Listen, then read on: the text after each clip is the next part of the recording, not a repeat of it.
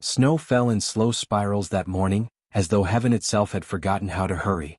Beneath the pines, a young Apache woman walked barefoot, her shawl thin and her breath a trembling ghost in the cold. The forest had been her cradle and her cage since she was 5 years old, when grief had taken everyone who once spoke her name with love. They had called her Leotai, flower of the prairie, but the years had made her more root than bloom, surviving in the soil of solitude. Every step left a faint print on the snow, proof that she still existed.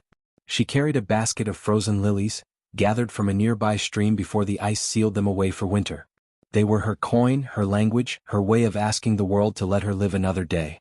Yet even as she walked toward the nearby town to sell them, her heart tightened.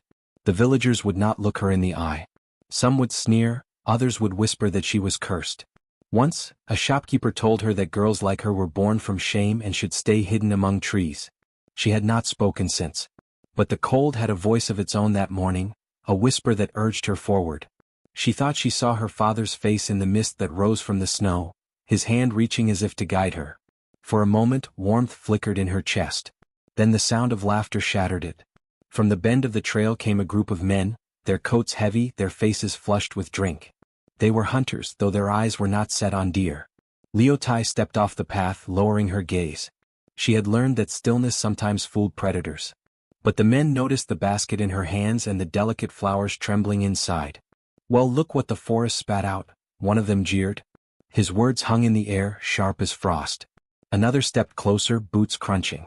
"She's been selling those flowers in town. Says it's to eat. Maybe she's selling something else too." Leidy's breath came quick. Her fingers clenched around the basket. The cold bit into her skin, but she could not move.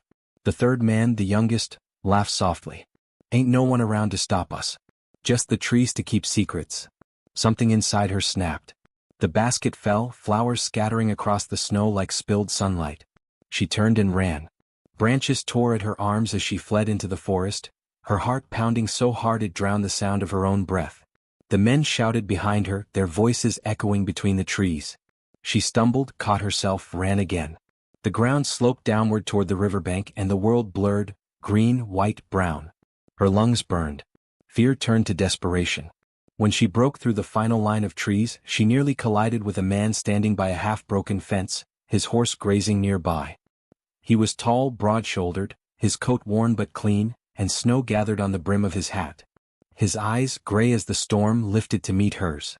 She stumbled forward, half collapsing against him. "Please," she gasped, voice thin as wind, "hide me." For a heartbeat he didn't move. Then his hand went to her shoulder, steady, calm. Without asking another word, he turned toward the forest. The men emerged seconds later, panting, their laughter gone. "She went this way," one barked. "You seen a girl? Apache barefoot?" The stranger studied them in silence. His hand rested lightly on the rifle slung across his back. "Ain't seen anyone," he said, voice deep even. The men glanced past him, uncertain. Something in his stillness made them hesitate, as though the air itself bent around his quiet authority. When none of them spoke, he added, "You might want to move on before the snow covers your tracks. Storms coming." They muttered, cursed, and turned back down the trail. When their voices faded, the stranger let out a breath. He turned to the trembling woman beside him. "You all right?" Leotai tried to answer, but her voice failed. He motioned toward his horse. "Come on. You'll freeze out here." She hesitated. Men had only brought her pain, and trust was a currency she no longer carried. But something in his eyes, something patient, made her nod. He lifted her onto the horse and led it through the snow toward a cabin tucked between the pines. Smoke drifted from its chimney, curling like a gentle prayer. Inside, warmth struck her like memory. The scent of burning cedar filled the small space. She sat near the fire, shivering, while the stranger poured her a cup of coffee from a dented pot. He didn't ask questions. He didn't even look at her too long. He simply said, "Name's Nayati Cole. You can stay, till the storm passes." The name felt strange on her tongue, foreign yet kind.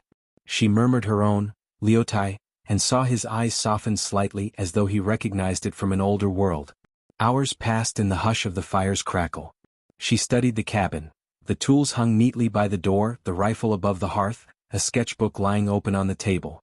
It showed a half-finished drawing of a flower, outlined in charcoal. Something in it tugged at her chest. "You draw?" she asked quietly. "Used to," he said without looking up. Ain't much reason these days. She traced the edge of the paper with her eyes. Maybe it's waitin' for color again. He glanced at her then, a flicker of surprise in his face, but said nothing more. The silence between them grew comfortable, like two scars learning they belonged to the same wound. Days slipped by. The storm thickened, then softened, wrapping the forest in white. Leotai helped him fetch water, mend torn gloves, tend to the horse. She sang to herself sometimes, low old songs from her people, and when she caught him listening he pretended to busy his hands. They didn't need words, their quiet spoke enough. When the storm broke and she finally ventured into town again, Nayati walked beside her. The streets fell silent as they entered. Conversations froze. A man outside the saloon muttered, "He's protectin' that Apache girl now?" Another spat into the snow. Leoti's stomach twisted. She lowered her eyes, ready for the familiar sting of shame. But Nayati kept walking, his stride steady, his gaze fixed forward. In the general store he picked up a bolt of fabric, red as sunset, and laid down a few silver coins. The shopkeeper frowned. "That color's not meant for her kind."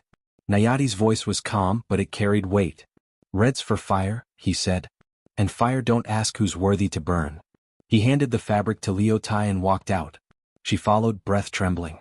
That night, as she wrapped the shawl around her shoulders, she saw herself in his cracked mirror, her reflection small but alive, a flash of crimson against the snow.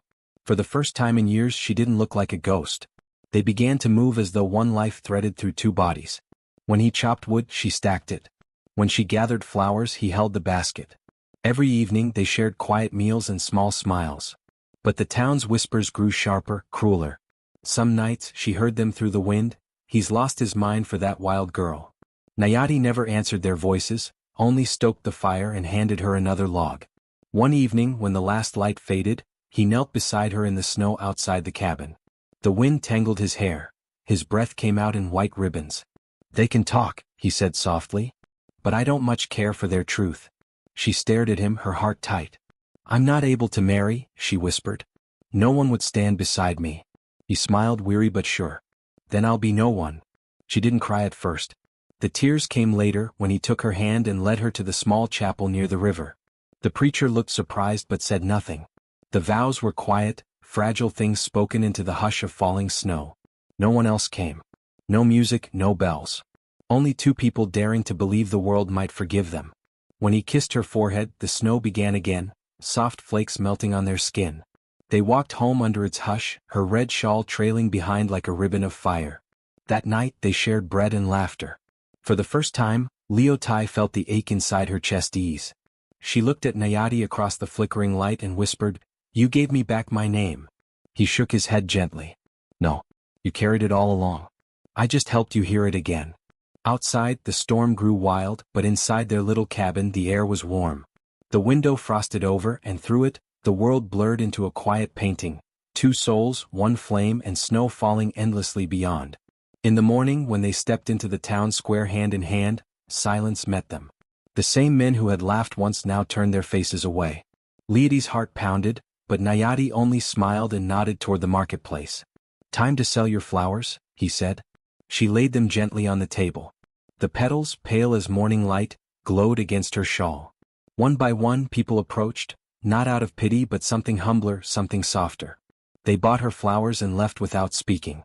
As the last customer walked away, Nayati turned to her. "Told you," he said quietly, brushing snow from her hair. "Red suits you."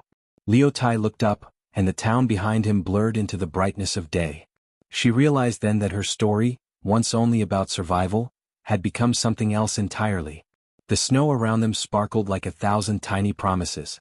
And somewhere deep within that silence she felt her father's voice again, not a ghost this time but a blessing carried on the wind. Even the cold, she thought, can bloom if two hearts refuse to freeze.